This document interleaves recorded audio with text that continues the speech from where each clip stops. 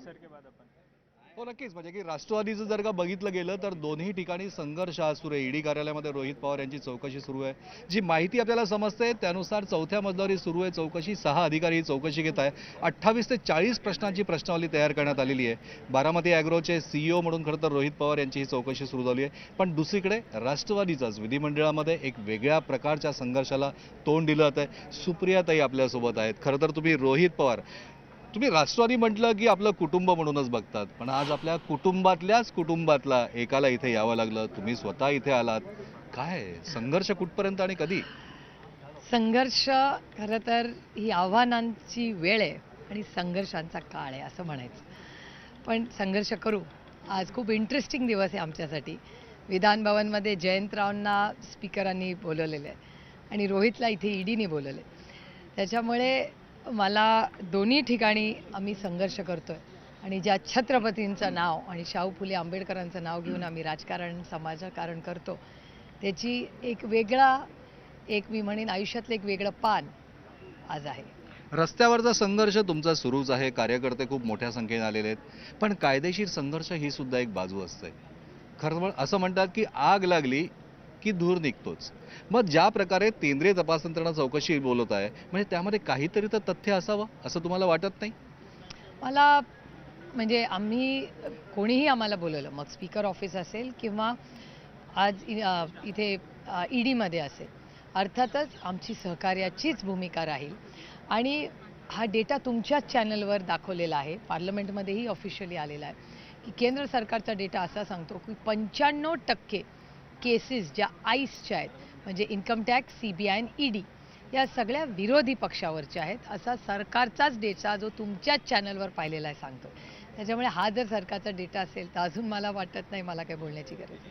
हो, पण या सगळ्या विषयामध्ये दोन मुद्दे महत्त्वाचे येतात की जर का केंद्रीय तपास यंत्रणा आपल्या अधिकाराचा दुरुपयोग करत असेल, गैरफायदा करत असेल, तर त्याविरुद्ध सुप्रीम कोर्टामध्ये दाद सुद्धा मागण्यात येऊ शकते. कायद्यामध्ये जशा प्रकारची तरतूद आहे, मग ती सुद्धा न्यायालयीन लढाई आपण या सगळ्या विषयात लढणार आहात का, जर तुमच्यावर अन्याय होतोय ही भावना असेल तर? नाही, आमची लढाई तर आज चालूच आहे. सुप्रीम कोर्टात चालू आहे, इलेक्शन कमिशनमध्ये चालू आहे, स्पीकर्स ऑफिसमध्ये चालू आहे आणि आज ईडीमध्ये चालू आहे. त्याच्यामुळे संघर्ष हा आहेच, ह्याच्यात काही वादच नाही. ही आव्हानांची वेळ आहे, पण ठीक आहे, लढेंगे और जीतेंगे. बरोबर. पण अजित दादा म्हणजे की आता ज्या प्रकारे आता घोषणा करण्यात राष्ट्रवादी कार्यांचा दादा हम तुम्हारे साथ है, याच घोषणा काहीच काळापूर्वी दादा हम तुम्हारे साथ है याच ऐकू यायच्या. त्यावेळेस फक्त दादा होते अजित दादा, आता दादा आहे रोहित दादा.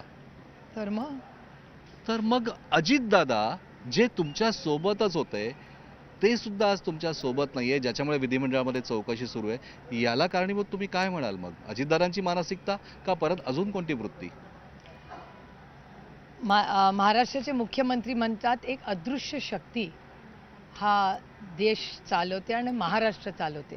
त्याच्यामुळे अदृश्य शक्ती कोण आहे हे मला नाही माहिती. म्हणजे ती न्यूक्लिअर आहे, ती कुठली तरी, मी सायन्सची स्टुडंट आहे, त्याच्यामुळे ती म्हणजे कुठली सॅटेलाईटची अदृश्य शक्ती आहे का न्यूक्लिअर आहे का कुठली आहे मला माहिती नाही. का ग्रीन आहे, सोलर पण असू शकते, काय सांगता येत नाही, का विंड पण असू शकते, वॉटर पण असू शकते. त्याच्यामुळे ही अदृश्य शक्ती जी आहे ती काय नक्की करते हे ह्याचं उत्तर माझ्याकडे तरी नाही.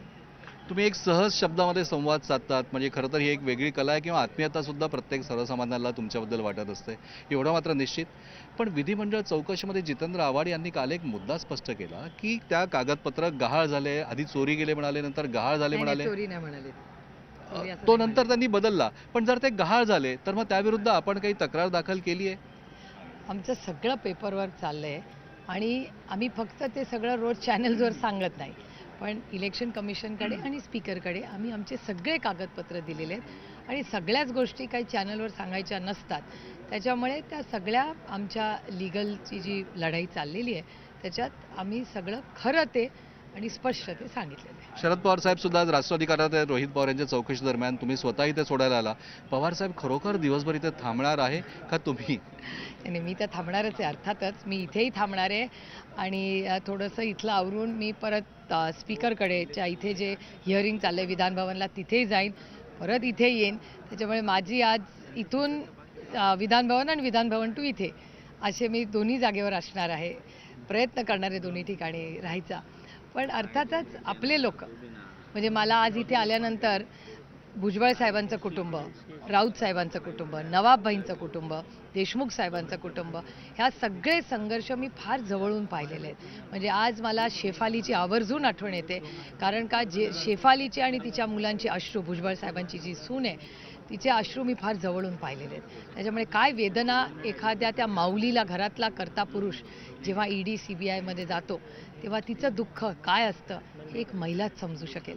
त्याच्यामुळे त्या काळातले देशमुख कुटुंबाचे जे गेले, मला राऊत साहेबांच्या आईचा चेहरा आजही आठवतो. म्हणजे असा शहारा येतो अंगावर की काय त्या माऊलीच्या मनातून गेला असेल जेव्हा राऊत साहेबांना अटक झाली.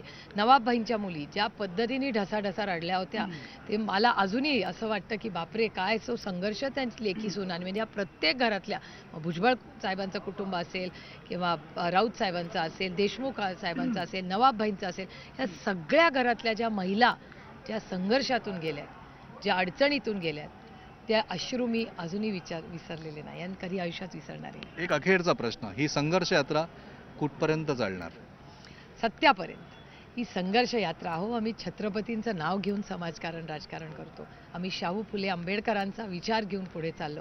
आणि जर आम्हाला राजकारण, समाजकारण असंच करायचं असेल तर आम्ही ज्यांच्या आशीर्वादाने आणि संस्काराने करतो, कैलासाची यशवंतराव चव्हाण, त्यांचं नाव घ्यायचा जोपर्यंत ह्या मुलीला अधिकार आहे, जोपर्यंत ही संघर्ष करेल.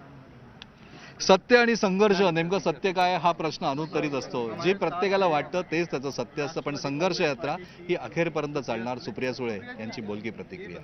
व्हिडिओ जर्नलिस्ट हर्षद गोरखासह प्रशांत बाग, न्यूज 18 लोकमत, मुंबई. तर आपण पाहिलं सुप्रिया सुळे यांनी न्यूज 18 लोकमतशी बातचीत केलेली आहे. हा काळ आमचा संघर्षासाठी आहे आणि विजय आमचा निश्चित असेल, अशी प्रतिक्रिया यावेळेस सुप्रिया सुळे यांनी व्यक्त केली आहे. तर रोहित पवार